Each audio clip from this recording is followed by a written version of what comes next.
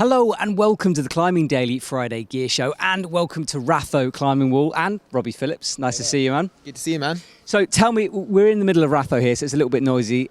This enormous wall, this huge facility, this is your main climbing wall, right? Yeah, this is where I've grown up climbing. This is where I learned to climb. This is where I train. Yeah, it's awesome.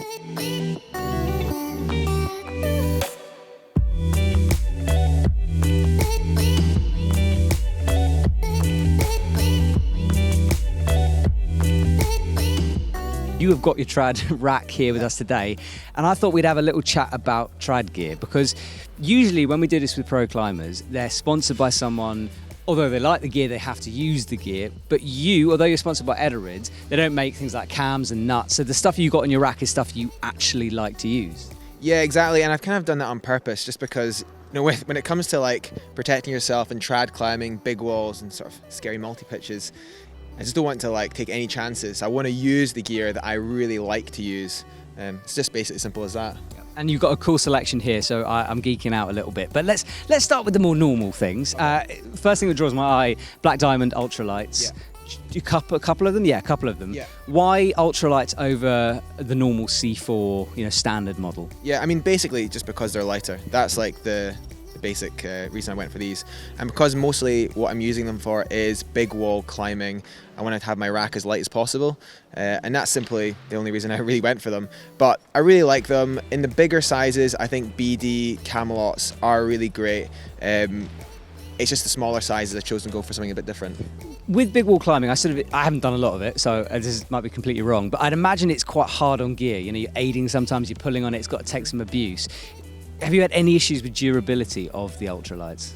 I've heard about people having issues with them, but I haven't personally. But I mean, they're relatively new. I've taken them on like quite a few big wall climbs, and I've used them trad climbing, but I've not had any problems so far. Okay. Now, totem cams are something that I have never used. I've always thought they looked a bit clunky, a bit weird. They've sort of got this triangular thing going on. There's springs all over the place, but you like them. I absolutely love totems. I think that they're the best cams that you can get on the market at the moment. And honestly, when I had a single set of totems originally, and I had a matching set of single BD Camelots, I found that the totems were what I wanted to use. So when I got into positions where I wanted to place a bit of gear, I had a choice of the totem or the BD Camelot, and I found I always wanted to place the totem, but I'd try and use a Camelot because if I got to a place where I really needed the totem, I'd want to save it for that. But why? What makes it better? Because you got your Black Diamond, you got that. What makes this your cam of choice? So technically, I've heard that the alloy is softer and therefore it bites better, but you can't. I don't know that that's for sure the reason why, but something is just feel, yeah? So when I pull that trigger, when I place it into a camming position, I feel the bite of the cam in the rock, I know that's a solid position. The head of the cam is a lot narrower than the BD equivalent size, so you can fit them in a lot smaller positions, like especially in things like where cracks have been, pitones have been using, so it's like kind of made a little pin scar, or if there's like a pocketed placement, the totems will just fit where the BDs don't. Well, you've educated me, because genuinely I just thought they looked weird, so I've never touched them. But I obviously trust your opinion, so maybe I'll go for some of them. Let's talk about nuts. A wide selection here from big to small. Do you always carry this kind of range with you, or do you just slim it down or stack it up depending on the climb? It kind of depends on where I'm going. If you're climbing in Scotland up in Glen Nevis, you need a lot of like small wires, so I might like take the full set of the smalls, the brass offsets. So I went for the DMM nuts primarily because I guess when I was younger I was using them a lot, but I also had the BD nuts and the Metolius nuts, and I just didn't like the shape of them so much. I didn't feel that the placements I was getting with them were as effective. More often than not, the DMM nuts were getting stuck, which I felt was probably a good thing for the leader, Yeah.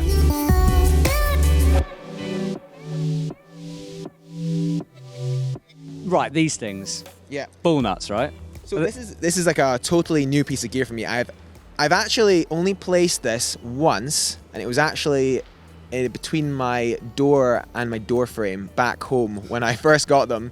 The reason I've got So I love that you've done that, because when I first got my cams, I went around my garden trying to place it into cracks in trees. Like, that's what everyone does. It's like, okay, what does this fit into? Sorry, right, carry on. Exactly. I mean, like, I'm kind of like I'm just gonna get in the grips of what these guys actually are. But the reason I've got them is because I'm going out to Yosemite in about 4 weeks' time, and I'm going to try magic mushroom. And Tommy Caldwell told me that the placement on magic mushroom, the main one for the crux pitches, are these little red ball nuts.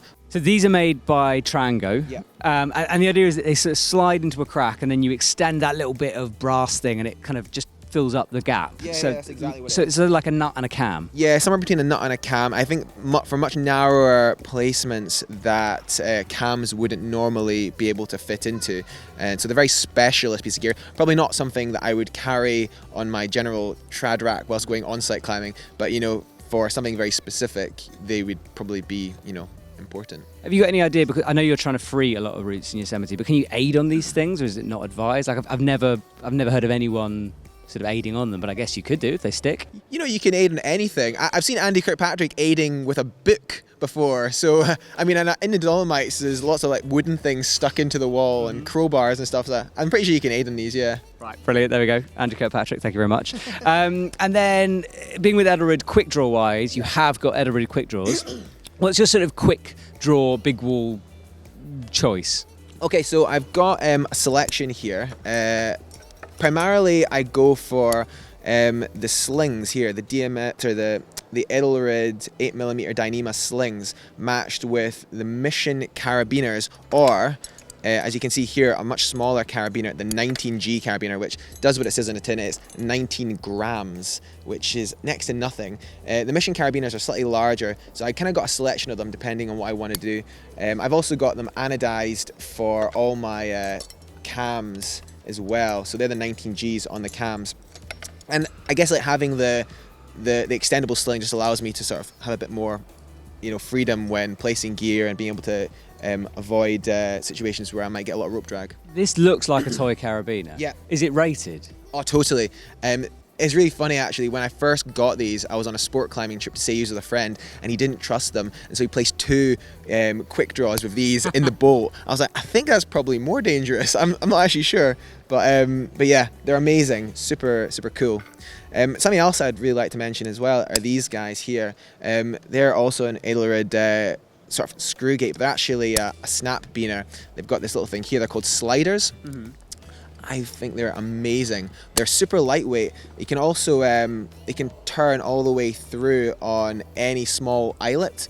So you know how sometimes if you've got a screw gate, it's kind of annoying getting it turned around, and you have to take it off and then put it back on again in the place you want it. Well, there you can kind of avoid that. They're also really good when they get iced up, and imperative for having your belay jacket or something clipped to you and not having it like unclip accidentally and fly off into the abyss. So is that the equivalent of a locking carabiner? Yeah, exactly. And I belay with these things, I attach things onto them, and they're super lightweight. This is an oval shape. This is an oval shape here, and there's a D shaped here.